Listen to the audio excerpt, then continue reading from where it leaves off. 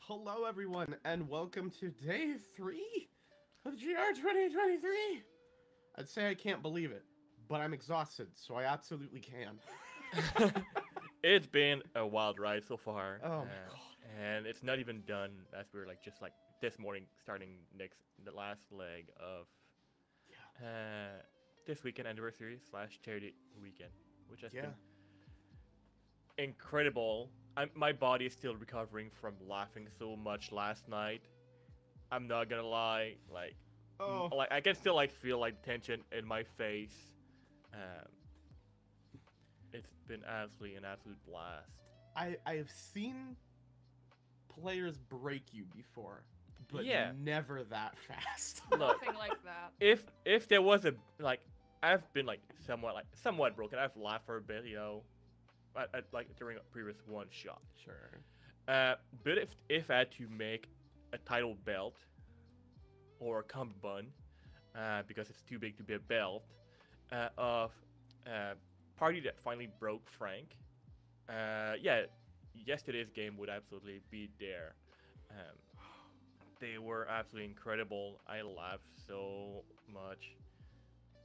We forgot to mention it last night during the wrap-up because we were exhausted, but it came to mind later for me and made me start laughing again from when, oh goodness, I believe it was D&D Jordan Lee had set their background to this almost monochrome kind of film grain thing for a little while. And it just popped out. Yeah, and then after having left it that way for a while, just took a picture and stood there and then just leaned into it and emerged from the darkness.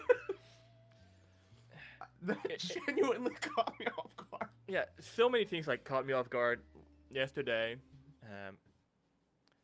And no amount of gym prep would have allowed me to be prepared for anything of this. And honestly, it is better that way.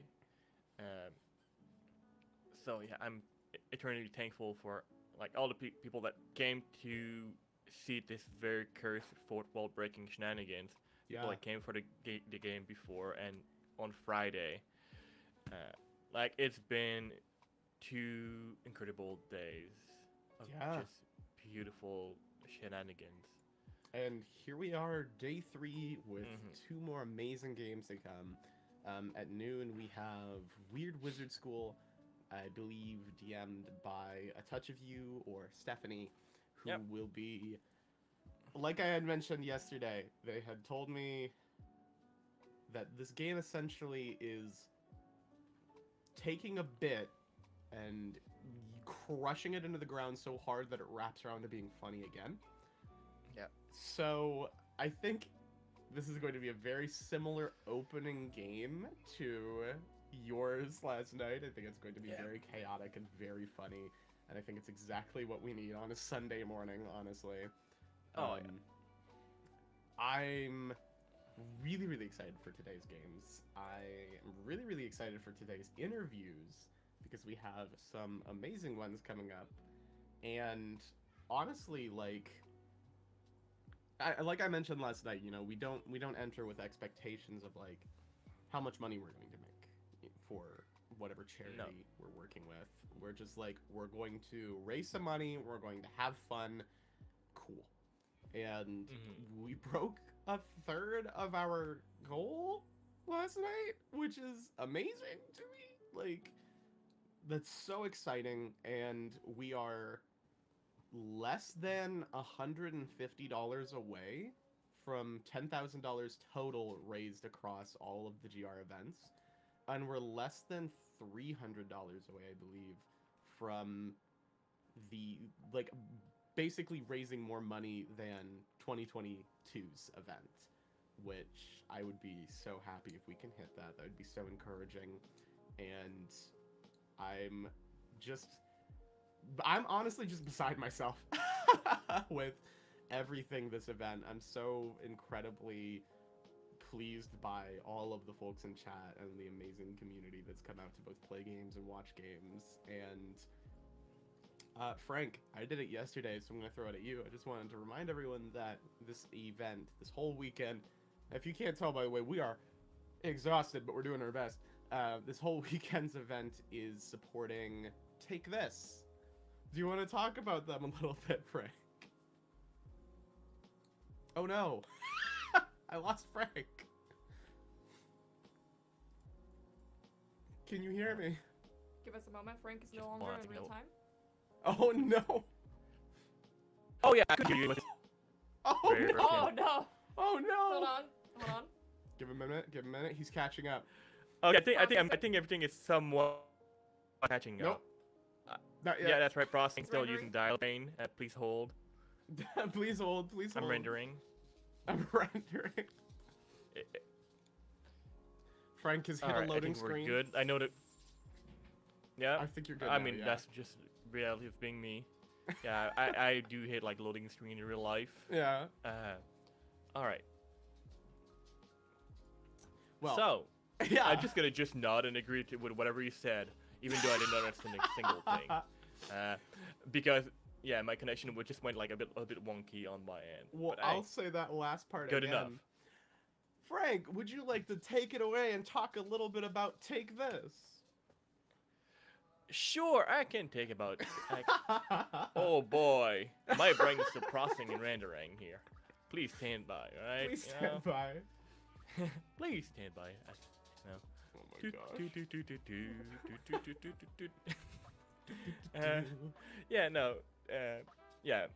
Take This is a wonderful charity that do promote mental health through gaming.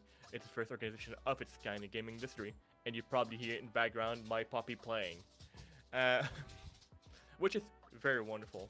Their mission is to decrease stigma and increase support for mental health in the game enthusiast community, which we are. We really love games. They do work with multiple studios in order to promote that as part of their game and studio environment, which is healthy because devs do need support as well.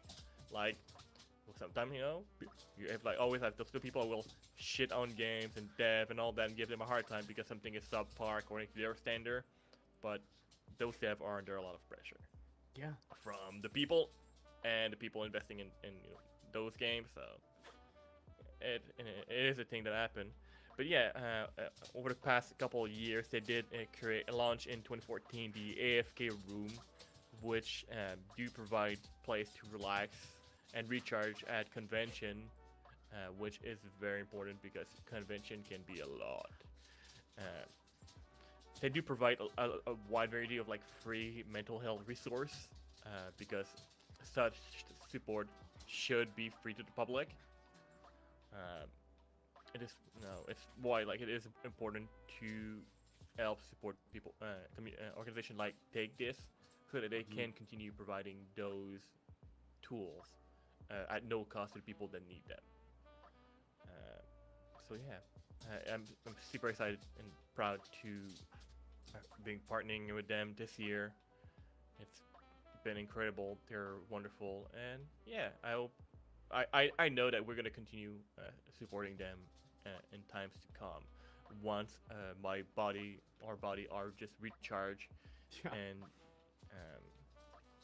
yeah. Like, give GR a couple months after this. We'll be back. Yeah, I mean, We just need a nice long nap. Yeah. I mean, I say a couple months. I'm gonna be back on Tuesday. Yeah, So- you're literally gonna be back with. Yeah. Wow, are you gonna roll straight into another Humblewood session this Tuesday? Fuck yeah. God damn! All right. You know, you are a absolute beast. You're a unit. Because you know where I'm gonna be Tuesday? Asleep. But I really just want to remind everyone as well that whenever you donate through the Tiltify link in chat, which I'm going to put in chat because I have that power. Yay! All of that money is going straight to Take This. Yep. And we don't take a portion of that. Twitch doesn't take a portion of that. It's through Tiltify. It goes straight to Take This. Yep. So please, we super encourage you to go check out our incentives and donate. I'll let the host after this talk more about those. Oops. That's going to be me again. Yeah, a lot more. Oops. Whoops. Oops, all Derek today. Not wrong. That was honestly just Friday. Right? It's just oops, all Derek. Yeah, no, it's like we did set a goal like in Tiltify because it is required to set a goal. Yeah. That is an arbitrary number. Yeah. We just have to put a number there. Honestly, whether or not we meet that number, I'm gonna be happy regardless because one, we had like so much fun so far this weekend. So much.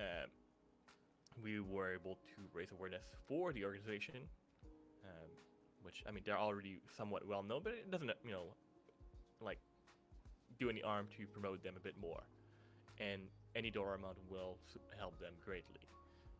Whether it is $1, whether it is $1,000, it does not matter. At the end of the day, it is still providing a lot of help. It's going to be literally every dollar counts. I'm sure you've heard that so many times throughout your life about so many things, but literally every dollar counts. Fundraising is not a competition. It has never been. We do these kind of things just because, well, we believe in those organizations and we believe those cause, and we just want to support them. Yeah, absolutely. Well, usually I'm sure we'd have so much nonsense to say, but I think we're all still, usually I'd say half asleep, but I think honestly 3/4 of the way asleep. So I think we could just roll straight into the first interview of the day. Frey, Alice, do you have anything that you want to say to kind of close off our kickoff this morning, the final kickoff of 2023? I just want to thank everyone who's showing up. I mean, it's wonderful to see people coming just to watch us play tabletop games, raise money for Take This. It's wonderful. Fully agree. And Frey, you have anything you want to say? I had something, it's gone. Oh no. It's all right. That's where we're at. That's where we're at, folks. Our brains are still processing on dial-up this morning. It's all good. If you need me, I'll be in front of my computer running tech for the next 11 hours. Please take breaks, stretch, and all that. I will do my best. And take care of yourself. I'll tap Frey in every now and then. There you go. I can actually do that. Yep. Well. All right. Let's go ahead and roll into our next interview, everybody. We have, again, so much going on today. Check out the Tiltify, check out the amazing incentives, and I will tell you, there are actually a handful of incentives that people haven't donated to enter, like nobody has. So there are some incentives that you can just kind of like donate for, and that's just a win. So donate, seriously. There's some stuff in there that's really, really cool, and some of the really, really cool stuff is still very much up for grabs. So get in there. And we'll see you all in a bit. See y'all later. See ya. Good day. Back to another interview. Today I'm having, well, actually, I guess today I already talked to somebody else too, but also today I'm going to have the awesome opportunity to speak with Stephanie, or A Touch of You, who is going to be running a, I think, really interesting game today, probably in about 30 or so minutes if I have my schedule in my head correctly. But Stephanie, before we like launch into stuff and start talking about your game and everything, could you let folks know a bit like about you and your regular content, where to find you? Absolutely. So I'm Stephanie Allen of CharmPersonGames. You can find me on Twitter, CharmPersonGames singular because of character limits. I'm on Start Playing. You can find me there. But yeah, I'm a professional game master for hire. We're a queer women-owned company. We focus on bringing in people who maybe have always wanted to play games but have been a little bit intimidated, or maybe your one friend just won't shut up about getting you to play these weird tabletop games. Like, I'm the GM you book who's gonna like help you walk you through this, make it not intimidating, and make sure that you have a good time. Even if you maybe decide at the end, this is cool, but I don't want to do it again, I'm still gonna make sure that you have a great time. Hell and yeah. Right now, you can mostly just find me on Huntsman Hydra, where I'm in a Swords of the Serpentine actual play. We're in season 2 of Denari's Half Dozen. Ooh. Already all way up to season 2. That's exciting. Yeah. Oh, goodness. So I love that you kind of like mentioned in there, like getting folks into tabletop, and that's kind of like a specialty, and whether or not it's just somebody who's not been able to before, or someone who's just kind of curious about it, because like that's such a huge thing. And I was just talking to some folks about that the other day, where in like this is kind of, we're entering almost like a new era of tabletop, it feels like, where with a lot of some of the stuff that like Wizards and some of the other major companies have done, like there's a ton of new people entering the space and a ton of new games that are filling it. So it almost feels like a sort of like renaissance in a certain way, and it's like the perfect time to like just jump in and see where you go.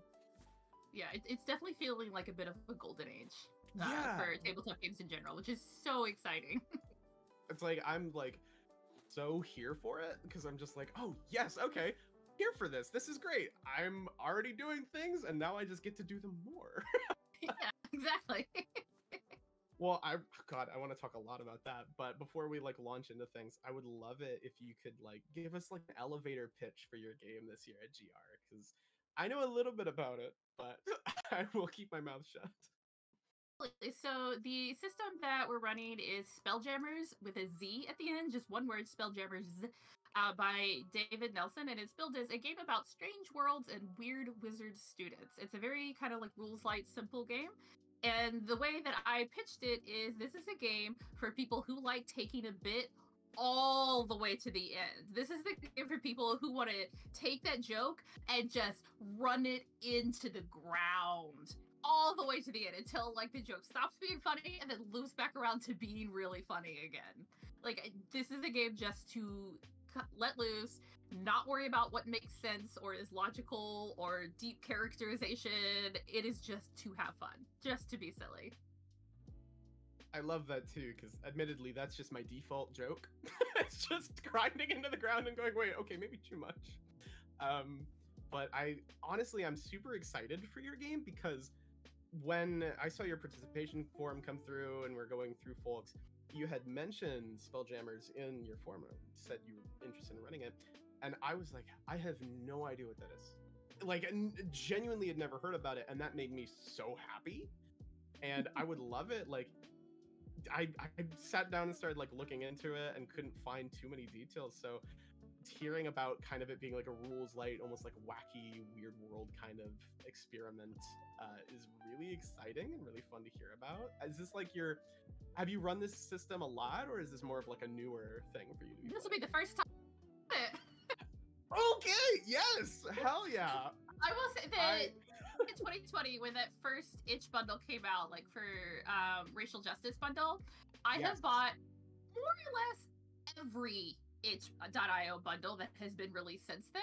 So I have, no joke, hundreds of RPGs just sitting on my hard drive that I have, like, I will download probably a good, like, 80% of the games. I'll just go through the itch phase, and this is like a 4-day project where I'm just like, I'll read the pitch and be like, am I interested in learning more? Yes, download.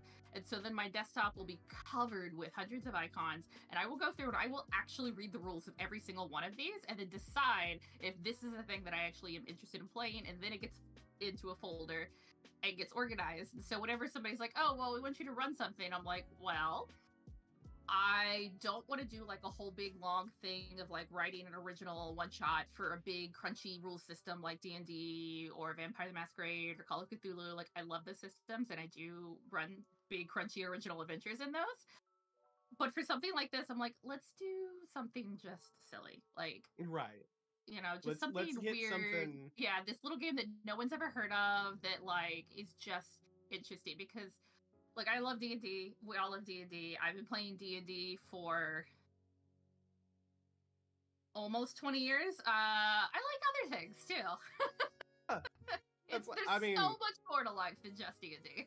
Oh, yeah, like, almost 20 years. And it's funny that you say that, because I hear myself in multiple different interviews and all sorts of conversations I have with folks going, like, yeah, I just wrapped up, like, a 7-year-long 5e campaign. And I'm like, yeah, all right, I'm kind of done with 5th edition now, at least for a good while. Like, maybe I'll play it again someday, but like, I'm good for now. And so I'm thinking 20 years, and I'm like, oh my god. You know, I'm like... many games in that time period. But yes, Fair. I started playing in 2006. God, that is honestly really cool though, because that means you've gone through like a lot of editions, because 2006 would have been 3.5. Yeah, I was about to say that's 3.5 then, isn't it? So... I played 3.5 for years and years, because it was what my like core gaming group in college that I continued to play with out of college was really into. And then one of our members wanted to GM, and he learned to play on 4th edition, so he felt most comfortable running 4th. And we were like, okay, sure, why not? We'll learn 4th edition. Yeah. And it was fine. Like, one thing I really appreciate about 4th edition is I played a spellcaster for the first time. I had always avoided pure spellcasting classes because I'd look at it and be like, no, that's too much. 3.5, yeah, it's so number crunchy.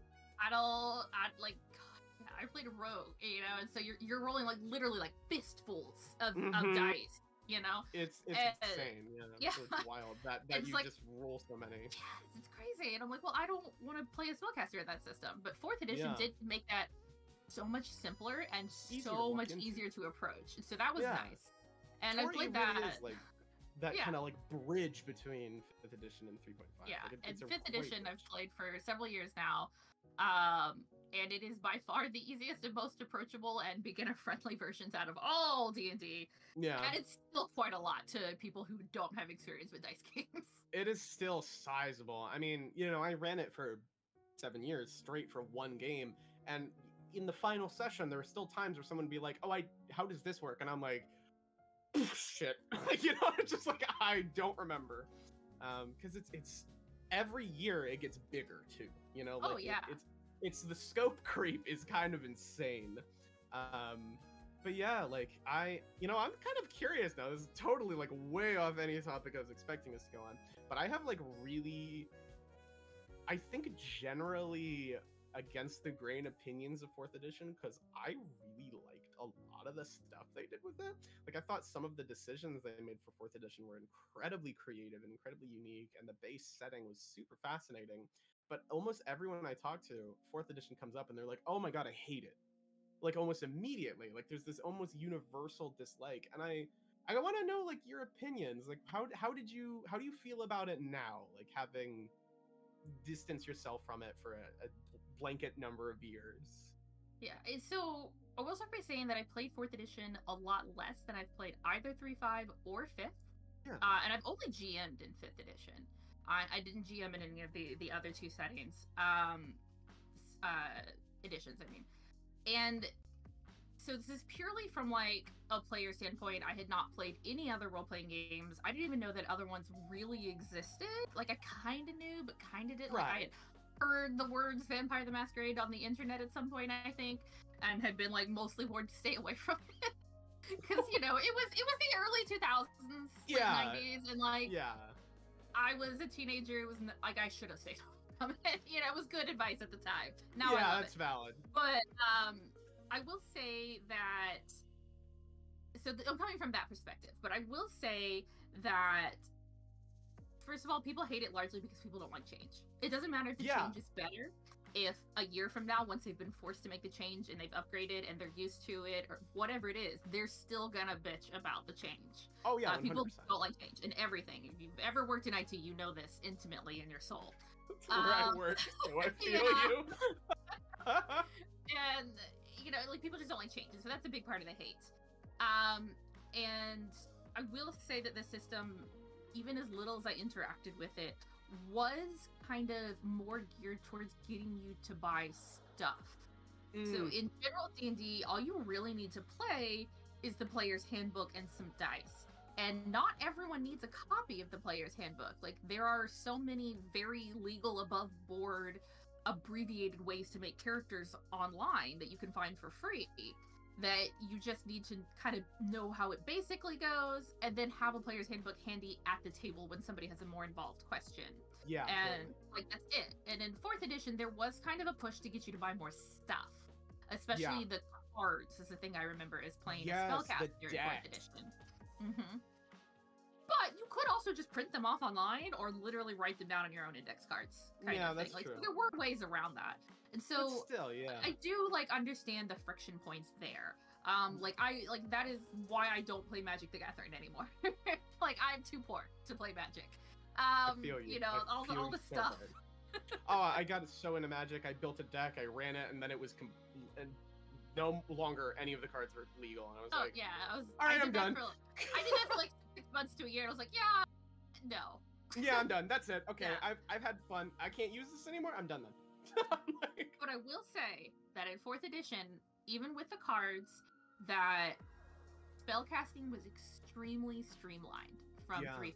So, like I've mentioned that, like, I never played a caster in 3.5 because I just did not want to deal with that. It was intimidating. It was so much, and it's like, man, like I don't want to deal with this. Thanks, but no thanks. And the first character I played in 4th edition was a sorcerer. And it was and it felt right. Yeah, it was easy to keep track of things because of the cards.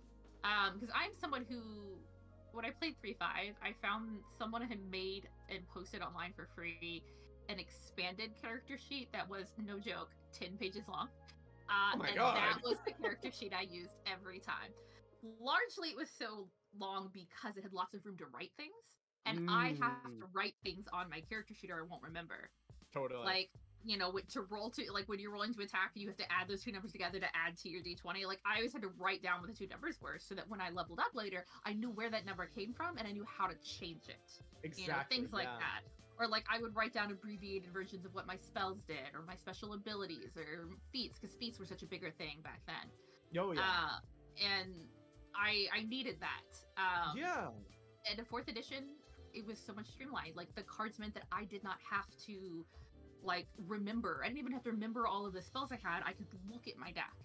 Yeah, totally. And if you had prepared spells, you could just, like, have your larger deck, like, these are the ones that I know, and these are the ones that I'm choosing for today, kind of thing. And also I can't quite remember, but they did something with simplifying the idea of how many things you can do on a turn. Yes. Which was different than 3.5. And that it was really easy, and it just said it right there on all of your cards. So, like, it was so much more approachable from that standpoint. It did make it a lot more accessible of a system in terms of, like, how it ran. But yeah, talking, like, on that merch standpoint, basically, it is kind of, I mean, of course, Wizards of the Coast has for a very long time been, like, owned by Hasbro. It's a bigger corporation. Of course, there's always been a push for, profit in that as well. But, like, I feel like in 4th edition is where you could really start to see that shift towards, like, buy more things, buy more dice, buy more cards, buy more maps, buy more books. Buy the minis, buy the minis. Yes, buy the organization system for your thousands of minis. All this other stuff. And I feel like you can almost still see the remnants of that from 4th edition in 5th even now, because, like, I mean, if you want to buy every book for 5th edition, I saw somebody do the math the other day. It was like, it's in the thousands. Like, it's easily. It's wild to me. Yeah. But, like... Yeah, like, there were... Even because, like, 3.5 was around for a long time, and there were not anywhere near the number of source books. Mm-mm. And, that gets into, like, the source creep, or the scope creep that I was kind of talking about earlier. Oh my god. Rafiki and I keep saying we need to have, like, an actual regular content podcast like this, because I'm just like, all right, let's start talking about the OGL. I'm like, we'll just be here for the next 3 hours, but we don't have time for that. But in general, I think this is, like, such an interesting topic, especially to have with somebody who's gone through so many different editions and years of D&D. And it kind of brings me in a certain fashion to, like, one of my favorite questions that I've been asking folks, and I think one that you'll have some really interesting insight onto, which is kind of like, I'm sure there are plenty of, like, aspiring storytellers and GMs out there watching right now, and I would love to hear, like, what is some of the best advice that you could offer them to just kind of, like, new person getting into it, trying to figure out what to do and set them free, kind of thing. Do less. Truthfully, do less and be comfortable with improv. That is going to give you a much, much, much better, like, time as the game master. It's going to remove a lot of anxiety off of you. You're going to do so much less work. And honestly, it's going to be a lot easier to give your players what you want if you are improving large sections of it. Like, depending on the game, you're probably going to do some prep. Like, when I write, for D&D is the one that I end up writing the most adventures for, because I'm in my 5th year of a local pickup game group where we meet every 2 weeks and it's drop in and out, so I never know how many people are going to show up. And I've been writing an adventure every 2 weeks for 5 years. So I've got a lot of experience writing adventures off the seat of my pants for D&D. And what I do is I will do bullet points. I will say like, okay, so we have a 3-hour time frame. We're gonna have a certain amount of break. It's gonna be a certain amount of questions, and we're gonna need 1 encounter per half hour, roughly. So we're gonna have these encounters. Not all encounters are combat. Encounters can be a puzzle. It can be information gathering from NPCs, Social whatever. encounters, Yes, yeah. exactly. It's just what is this smaller part of the big thing the players are doing. Yeah. So I have bullet points for that. And I kind of know some things about the setting. I know what the hook is going to be. And I know the end point that they need to get to. And that's it. That's all I plan. I write down some stat blocks because I can't pull them out of my brain like that. I can't ever remember that. Some people can. I've seen it done. Where just like all monsters follow these basic rules unless it's a special monster, you know? I can't do that. I can't do that. No, absolutely not. But like that's it. Like I think of it as I have built the scaffolding of a house. And my players are the ones who are coming around and hanging up the drywall. And then I'm frantically darting around them, slapping paint and hanging pictures that they don't know weren't there.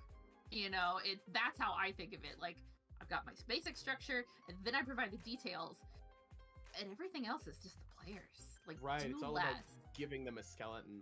So, yes, I think there's this big conception that you have to be like planned like Matt Mercer, because I think a lot of people are getting into tabletop because of Critical Role, and I think that's great, and I love Critical Role. And Matt Mercer is what made me look at like D&D and be like, I could do this. I could do this. But I am convinced that man hates himself a little bit. Because why else would you plan like that? Plans do not survive players. It's so funny that you say that too, because like I talk about a lot, especially in these interviews, that like folks, and one of the reasons I wanted to include this question was because there are so many folks getting into tabletop because of Critical Role or watching like Brennan Lee Mulligan, especially lately, like go through stuff. And I've even had folks like reach out to me and be like, I love watching your stuff at GR or on your personal channel, Short Rest. How do I do what you do? And I'm like, don't. I'm like, don't. It's not worth it. Like, play the game, have a good time. We're running a show. You know what I mean? Never try to emulate someone that you see. Be inspired. You know, look at Matt Mercer and go, oh my God, that's so inspiring. I love the way he did blank. But don't go, wow, I want to DM like Matthew Mercer. Because no, you don't. You want to DM like yourself. You know, like that's the big thing there. But I love that you went into that because, like, I fully agree too that like do less. And it's super hypocritical that I'm saying that because Frank and I reference ourselves as the polar opposite. Like we're the far ends of prep work as DMs. Because Frank will sit down to run a game sometimes and he'll have an index card with like 4 words. And he's like, here we go. And then there's me who, like, for my one shot this year, I'm showing up with a 20-page Google Doc. I've got some notes from my full campaign that, like, started to break Google Drive at a certain point. So I fully agree, but I'm totally hypocritical. I don't know what happened to me along the way, but I just started prepping way too much. But it's just how I do things now, I guess. Like, it just kind of survived. And don't do that. Yeah, like, just read the rules.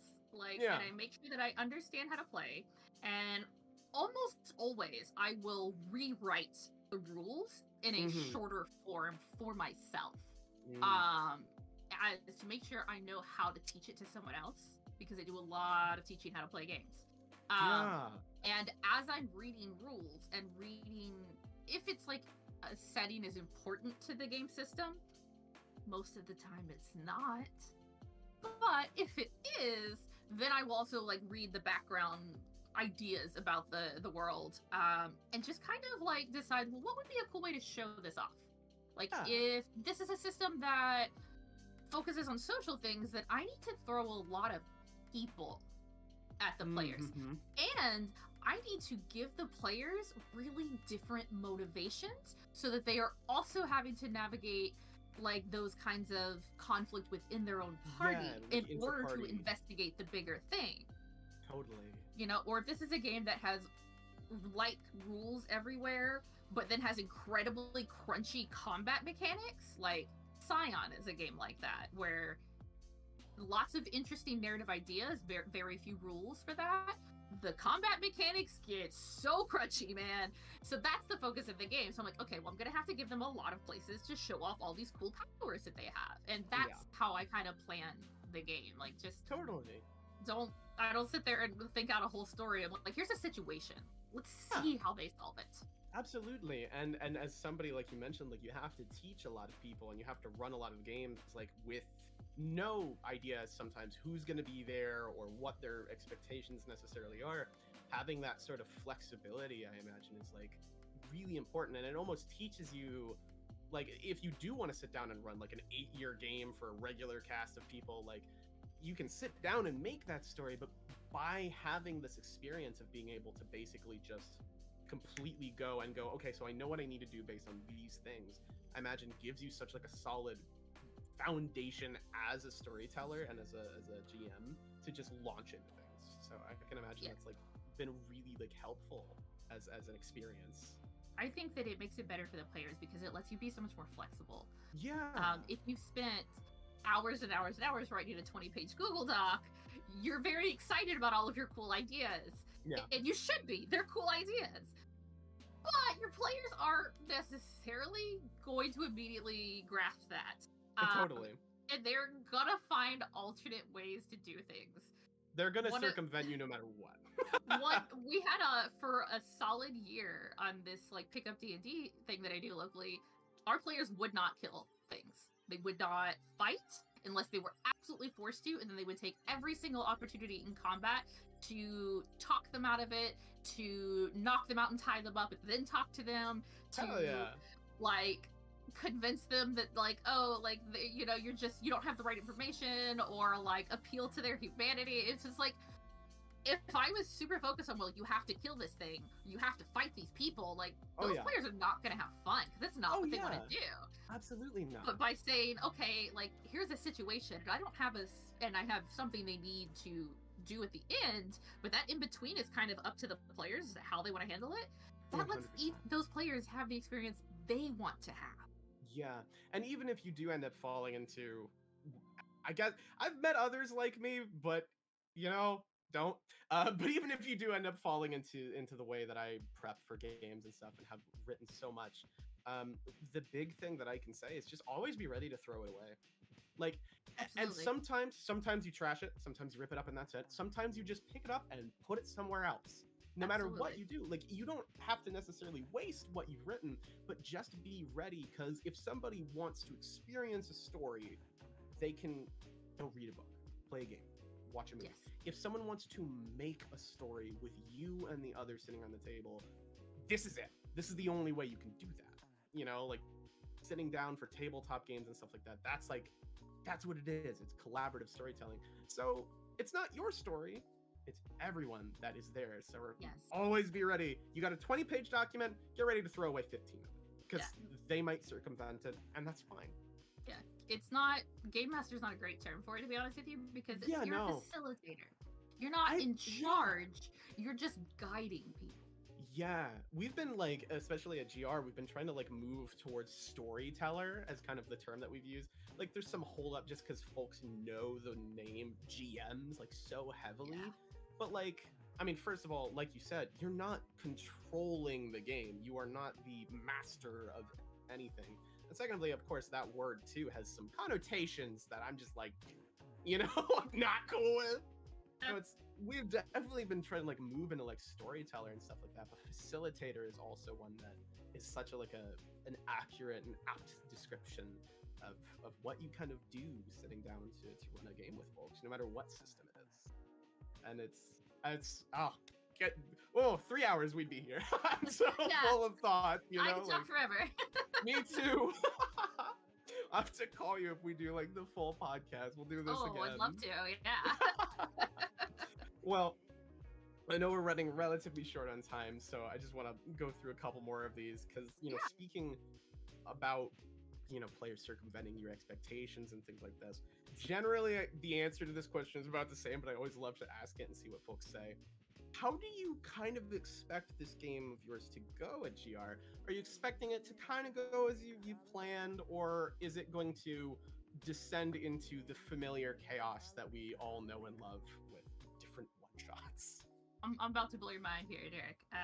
I'm not planning anything for this game. No. I'm not doing it. I'm not planning anything. It's gonna be 100% improv.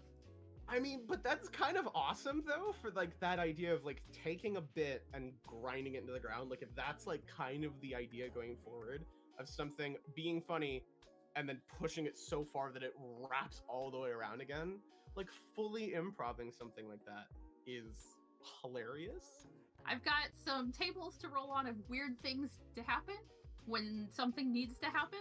Yeah. But I am looking at the characters the players have created and the idea that this world is just kind of inherently weird and that they are basically college students with too much power. Oh my God. And then just letting that go. Like, it's gonna be chaotic. It's gonna be weird. But yeah, I'm mostly just gonna just keep throwing things at them and seeing how they react and let them guide me where we're going.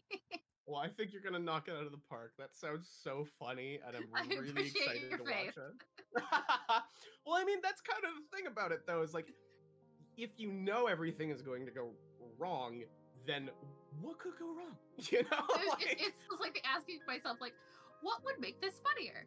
What would make this weirder? What would introduce more chaos? What is the more fun choice here? Yes, I love that so much because, like, I was talking, I believe it was in Keith's interview, I was talking to him about, like, how I love how weird the games are this year at GR, because, like, there are so many different systems that we're playing. There's no game is the same system. Like, every game is a different system this year.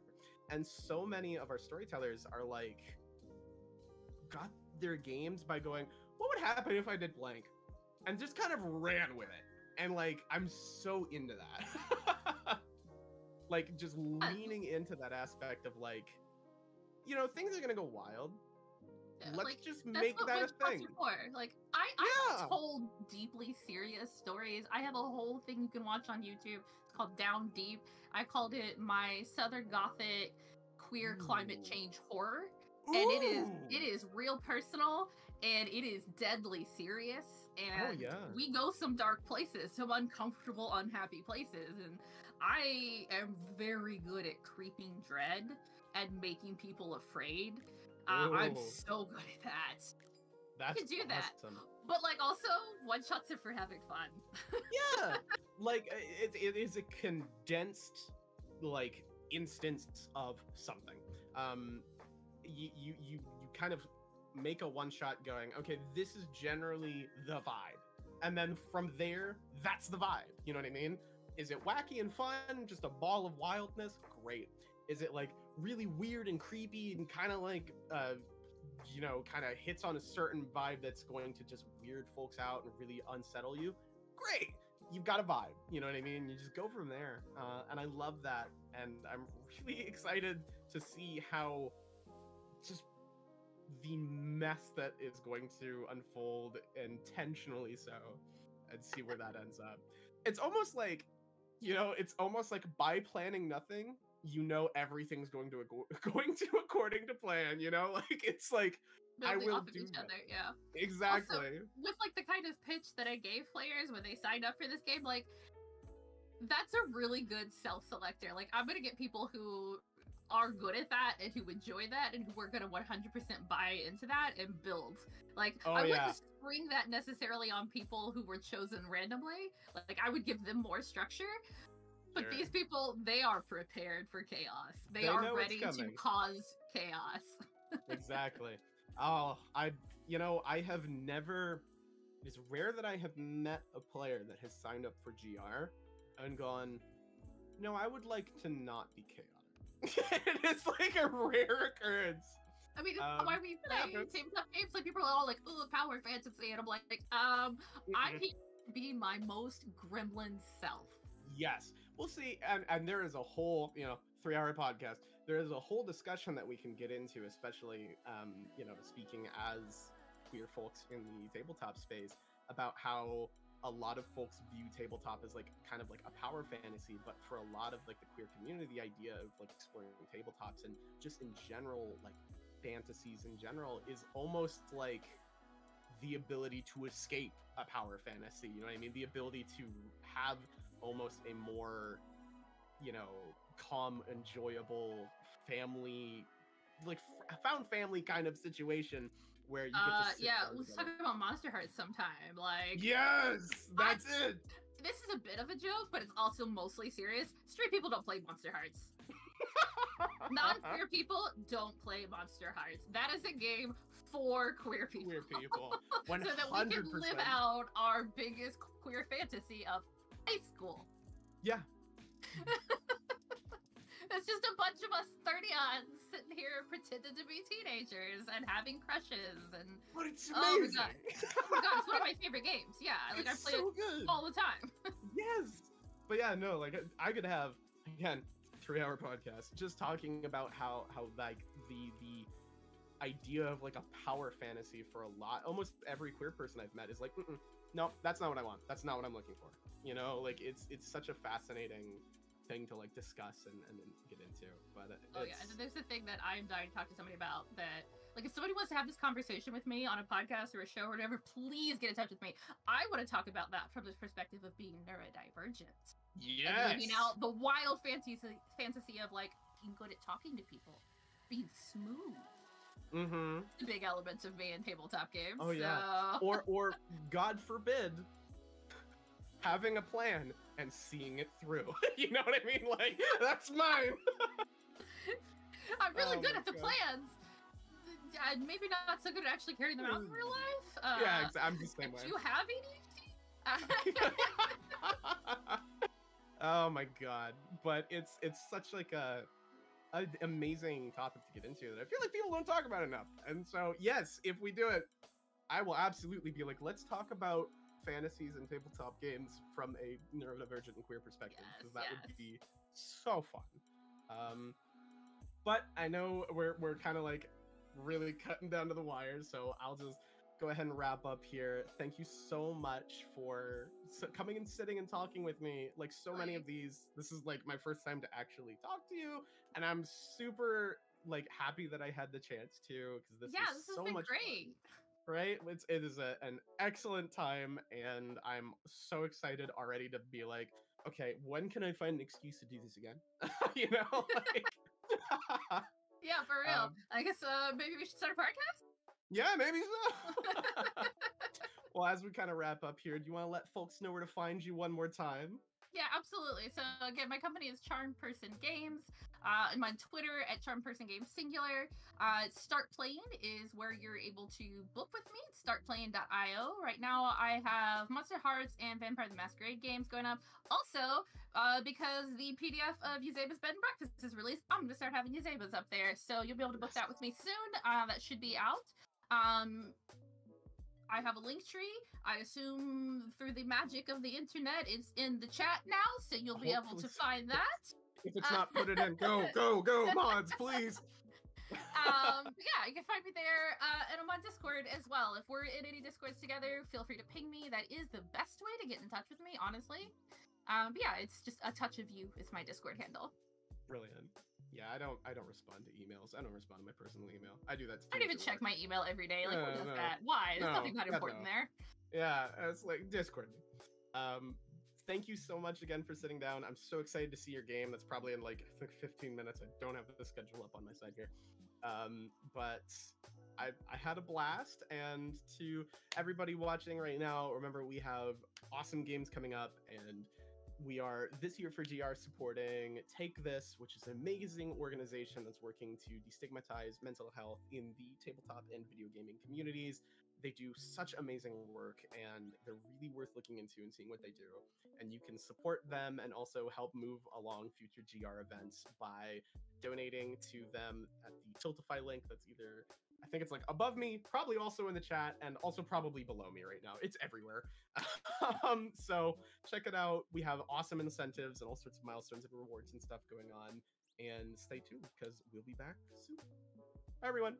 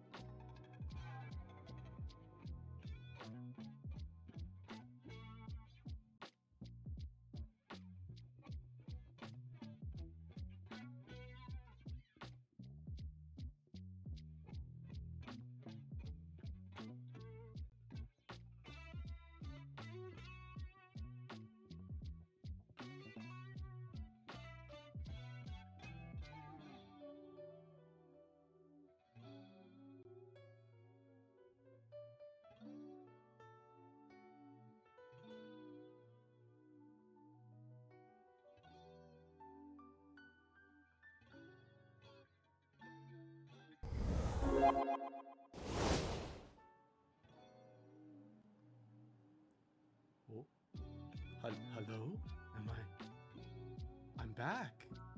Wow. This is wild. I can't believe it's like Friday again, where for some reason y'all can't get away from me. Hello everybody. It's me, TeahouseTales, or Derek, as you likely just saw probably about 5 minutes ago. And oh my gosh, it's GR 2023, day 3, Sunday morning, with a game coming up in just a little bit, around like an hour or so.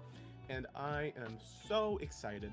So I am here to talk to you wonderful folks and get us ready for the upcoming game, which I would love to tell you about, because I think this one's going to be just really quite wild, especially when kind of like looking at Frank's game last night. If you weren't here for that, stay tuned. We'll have a VOD up of it, and it was amazing.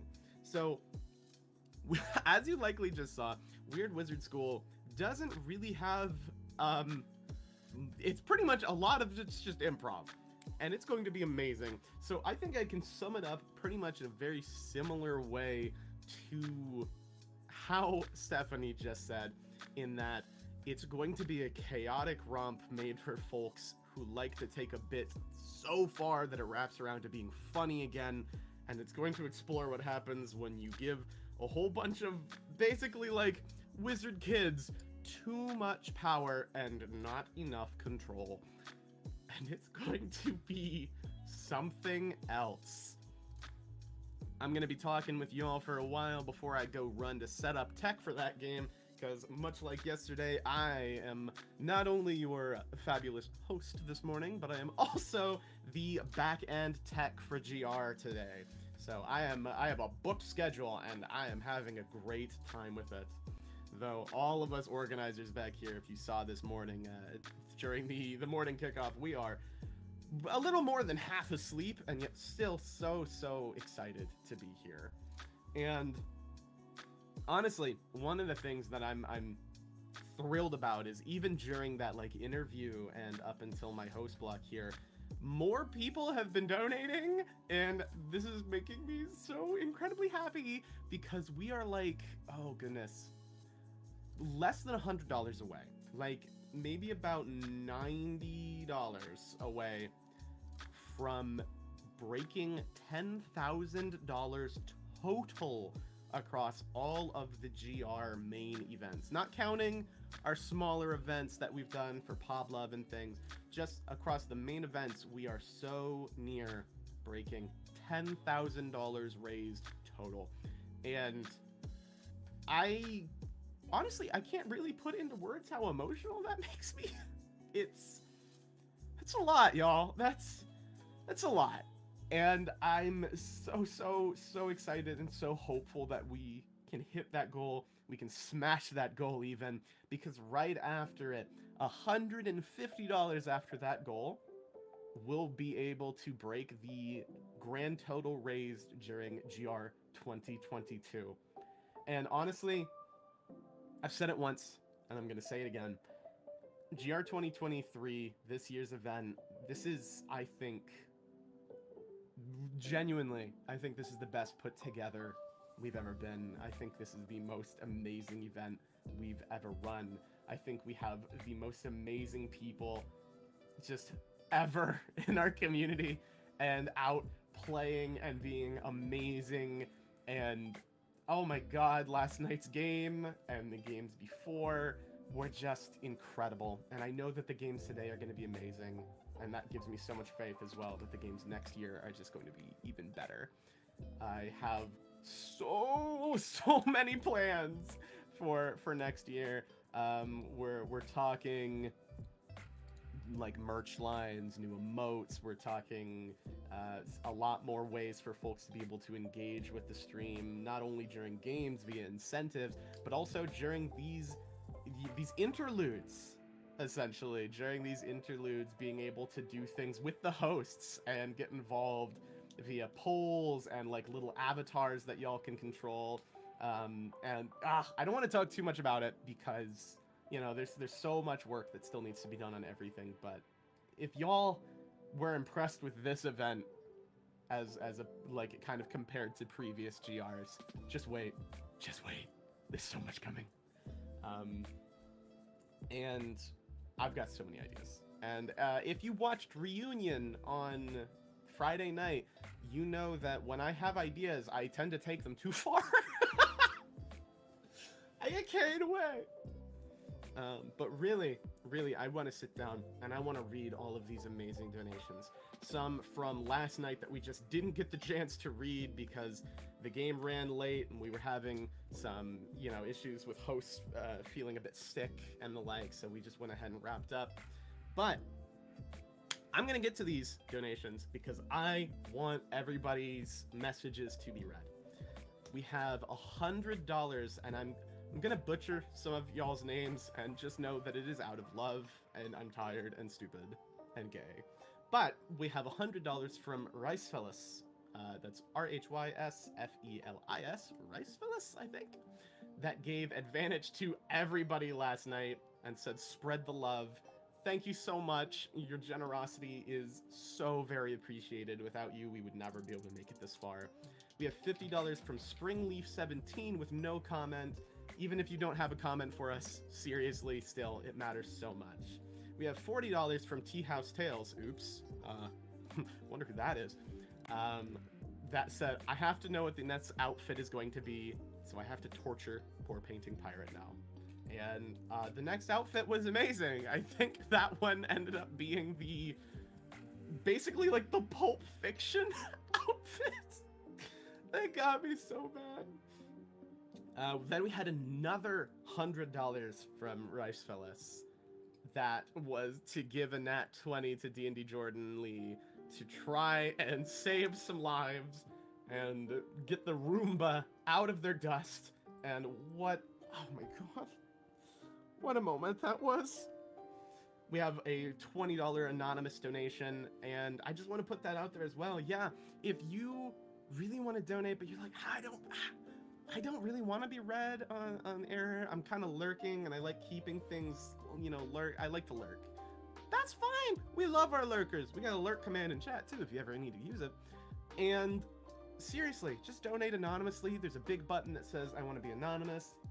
It is always still appreciated. And then, I love you. You're in chat. You're amazing. I'm going to butcher your name. I'm so sorry. We have $50 from Marangana. It says, when the moon hits your eye like a big pizza pie, it's not enough armor. And, yeah. It really isn't enough armor.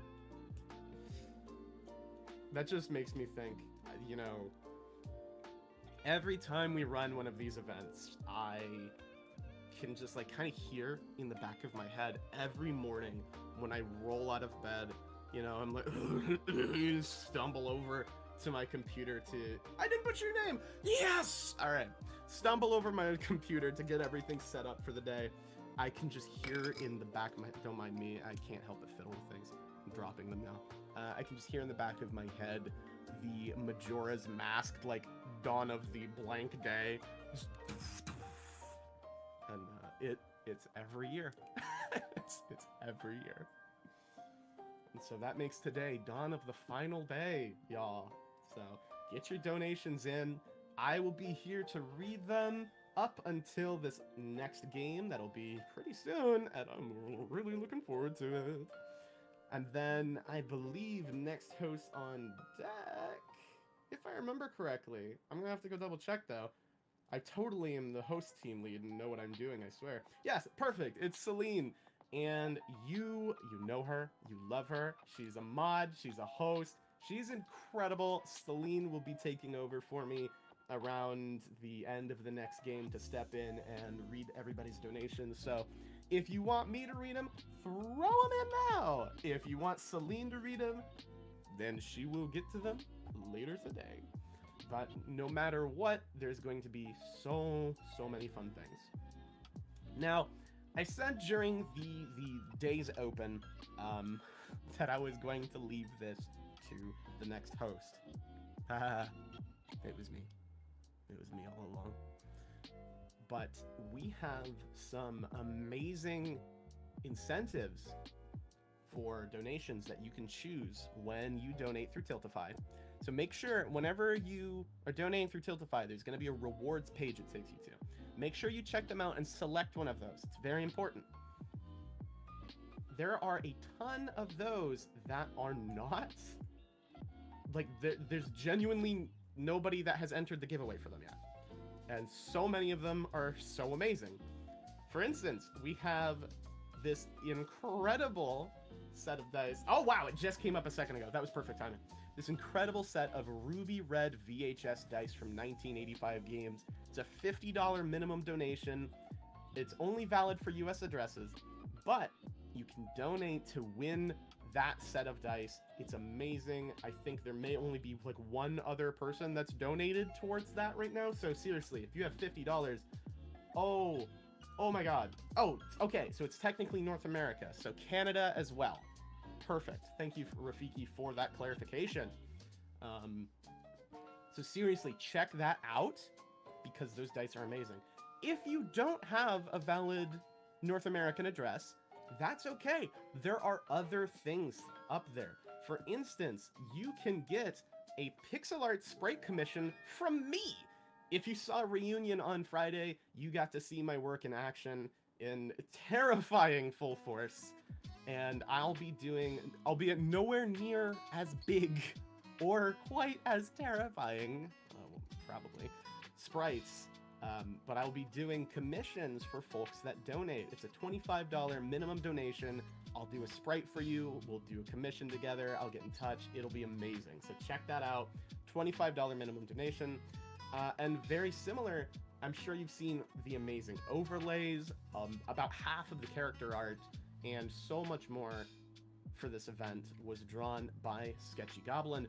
And in there, in our amazing incentives, is a colored portrait commission from Sketchy Goblin, GR's very own art team lead.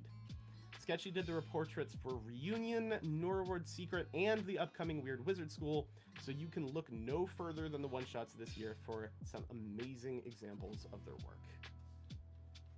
I'm going to take a quick breather, so don't go anywhere. I'll be right back. Get your donations in, and I'll see you all in just a minute for some more amazing donations, some more amazing incentives, and some lovely words from our sponsors. Mwah.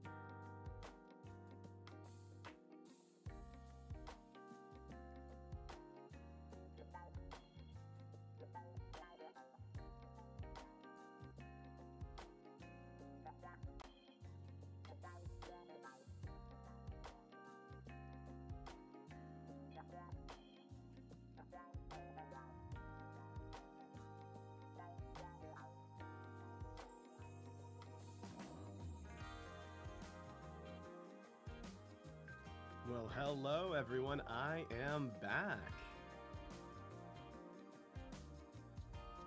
Are we ready to talk about some more awesome upcoming stuff here at GR?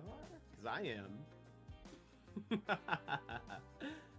Well, so really I just wanted to go ahead and jump in here and say that the upcoming game is going to be wild and full of so much weird, wacky, wizard schooling adventuring, and I'm really excited for it. But later today, we're also going to have the Eurydice incident, which is going to be a very, like, creepy sort of corporate satirical look at a very alien kind of, like the movie Alien feeling kind of one-shot, with some body horror and some really creepy weirdness that I believe is going to be taking place underwater. And if you know me, you'll probably know that I have thalassophobia, which means I am terrified of the ocean. And it's going to be really exciting, and I'm really looking forward to it, because I know I'm going to be super uncomfortable in the best possible way. And there's going to be some more donation incentives for that game in particular. So stay tuned, because if you want to be able to affect a game again, this evening's game, you can. I also just want to remind everyone about some more of our amazing incentives. We have some $25 gift cards to Die Hard Dice. And if you don't own a set from Die Hard Dice, I cannot recommend them more. Seriously, get in a donation there. Get yourself one of those gift cards, because Die Hard Dice does such amazing work. Like, genuinely, such amazing work.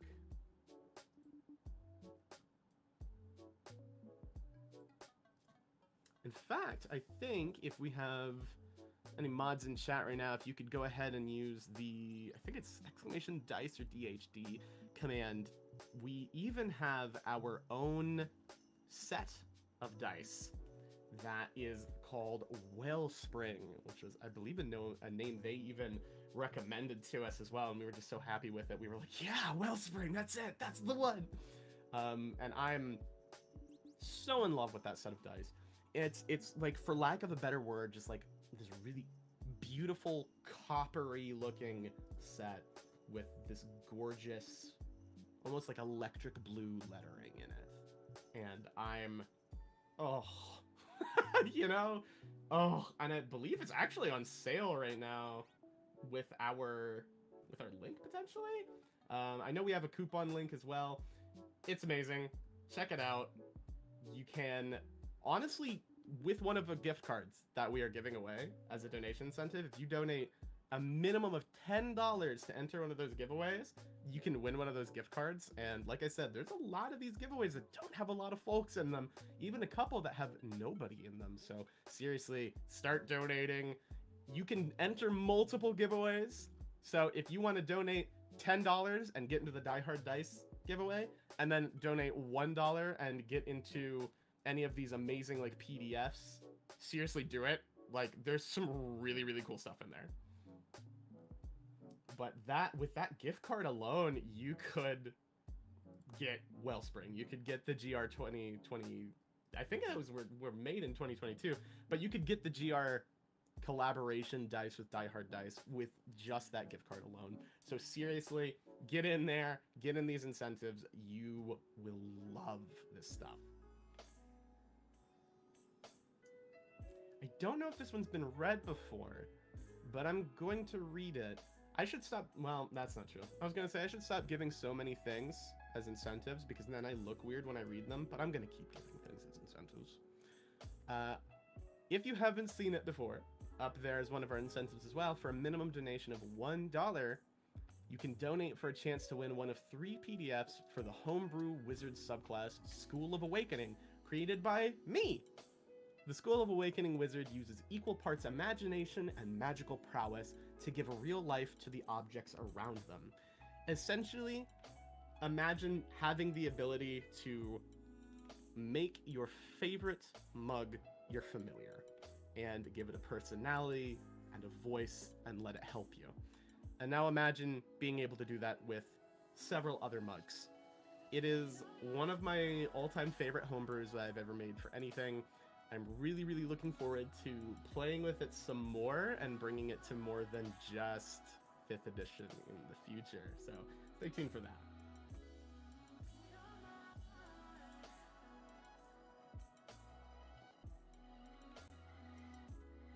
Also, I just want to say, in kind of conjunction with my discussion of the Wellspring dice, GR is... You know what? Hold on. We have these things. I don't think we've used it once. I've got a fancy thing here.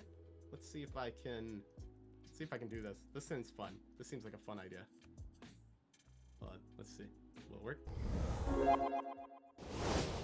Yay! Okay. GR is sponsored by Die Hard Dice. Okay. Die Hard Dice prides themselves on the exceptional attention to detail and their trend-setting designs that captivate the imagination and enhance the storytelling experience. And they genuinely do. They're so beautiful. Their vast selection of premium metal and polymer dice caters to adventurers and strategists of all budgets, ensuring everyone can indulge in the finest gaming tools without plundering their coin purse. See their amazing dice using GR's dice affiliate link below the stream or in chat that Rafiki sent in just a little while ago. Seriously, you won't regret it. They do amazing, amazing work. Also, I have to give a huge shout out to Frey, Sketchy Goblin, for making those screens, because those sponsorship screens exist. And on the broadcasting side, we've been so busy getting everything set up that I don't think we've actually switched to them once. I felt so bad.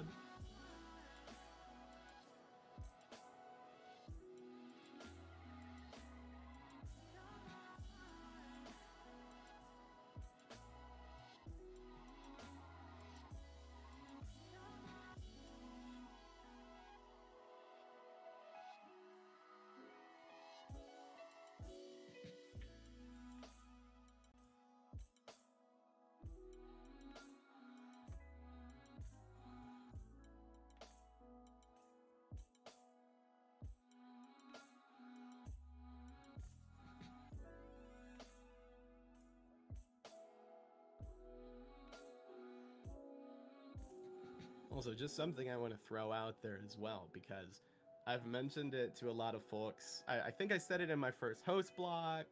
I've mentioned it as I've been running tech a lot to folks as kind of a joke. But throughout the event, while I've been sitting here running tech and hosting and enjoying these amazing games, they have been so much fun, and I've been sitting here trying to complete my Pokedex in the most recent Pokemon games, and Pokemon Violet specifically. And just wanted to give an update to anybody who's keeping track. I am like 60 away, so wish me luck. I might finish it today.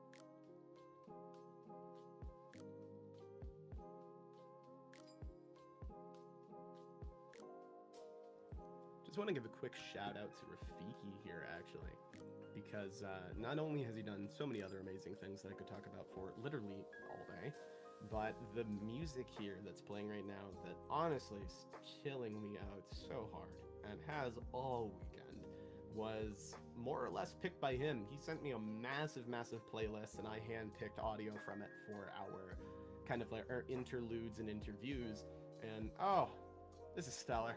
I'm feeling so vibed.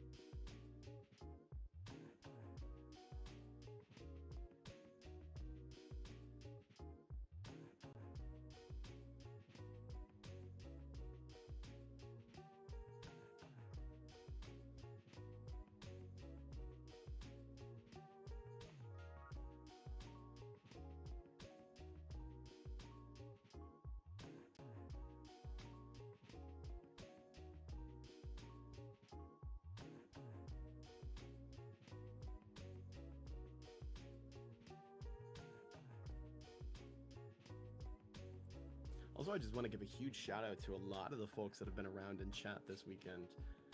We've had so many regulars and so many new faces coming in and just hanging out and chatting and donating and making this event so amazing and so much more than it would have been without them. And also all of the puns in chat are endless and amazing. And you know what? I'm gonna put the call out again. I want to hear y'all's best puns today.